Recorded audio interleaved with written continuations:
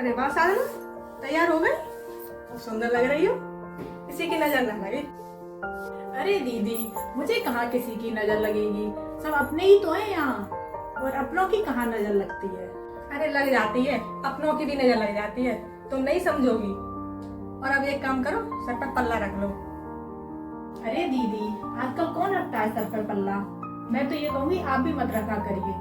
और अपनी मम्मी तो इतना मॉडर्न है, मुझे नहीं लगता वो कुछ कहेंगी।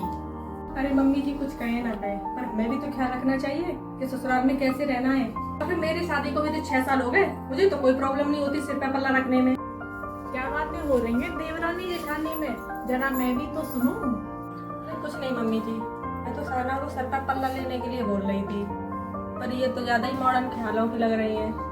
अब आप ही समझाएं। अरे दीक्षा, उसका मन नहीं है सर पर पल्ला रखने का तो रहने दे।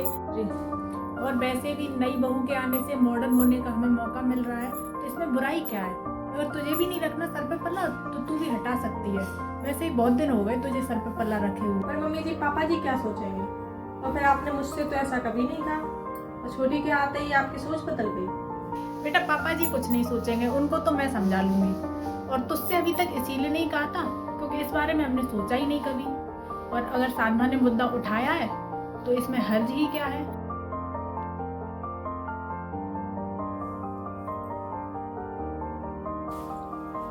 ये लीजिए मम्मी जी, मैंने साड़ी प्रेस कर दी है। आज के फंक्शन में आप यही पहन के जाना, ये आप पे बहुत अच्छी लगती है। ठीक है बेटा, यहीं रख दे, मैं थोड़ी देर में तैयार हो जाती हूँ। ठीक है मम्मी जी, मैं अभी तब तक घर के दूसरे काम देखती हूँ। अरे क्या करूं?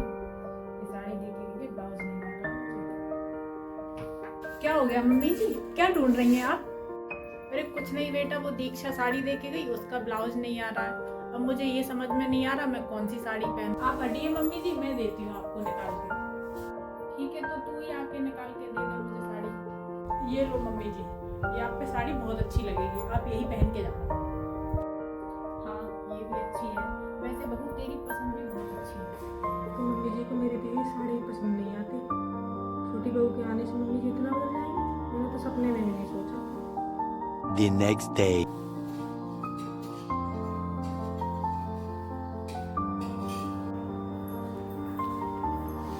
अरे साधना, तुम किचन में क्या कर रही हो? वो दीदी मैं रात का खाना बनाने की तैयारी कर रही हूँ। मम्मी जी ने बोला है अब से खाना तू ही बनाएगी रात का। ये जिम्मेदारी मम्मी जी ने मुझे सौंप दी है। अच्छा, मम्मी जी ने ऐसा बोला?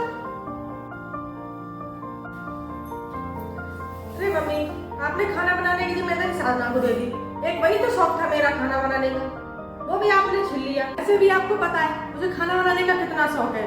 और उस दिन मेरी दी हुई साड़ी नहीं पहनी आपने, और साधना की दी हुई साड़ी एक बार में ही पहन ली।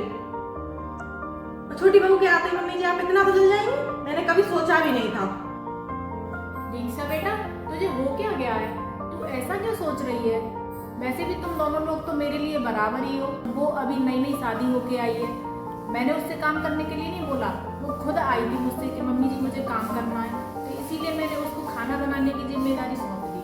सॉरी मम्मी जी, ऐसा तो मैंने सोचा ही नहीं। मुझे लगता है मुझे साधना से जलन होने लगी है।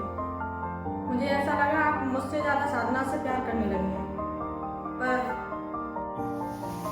बेटा तुझे अपनी गलती का एहसास हो गया, यही मेरे लिए काफी है। और एक बात याद रखना, तुम दोनों लोग मेरे लिए हमेशा बराबर